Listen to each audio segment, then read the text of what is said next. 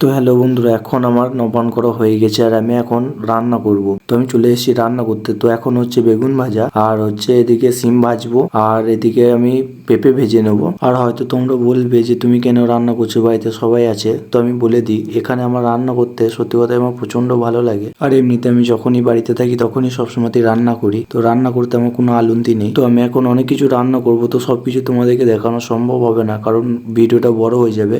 তো আমি কেটে কেটে কিছু দেখাচ্ছি। তো এখন আমার বেগনিগুলো ভেজে কমপ্লিট হলো। তো এরপর করব মোরলা মাছের টক। তো আমাদের গ্রাম সাইডে মোরলা মাছ কিংবা পুঁটি মাছ, চুনো মাছ অনেক রকমের পাওয়া যায়। আর তোমরা সকলেই জানো চুনো মাছের টক কিংবা মোরলা মাছের টক দিয়ে ভাত খেতে কত সুন্দর লাগে। তো এখন আমি মোরলা মাছগুলো টকের মধ্যে দিয়ে দেবো, দিয়ে টকটা নামিয়ে নেবো কারণ তারপরে হবে আমাদের মাছের ঝোল। আর এদিকে টকে দেওয়ার জন্য মাছগুলোকে আগে থেকে কষে নেওয়া হয়েছিল তেলে। তো এগুলোই আমি দিয়ে দিলাম। তো এদিকে আমার রেডি হয়ে গেছে চুনো মাছের টক। তো এরপরে চাপাবো আমি মাছের ঝোল।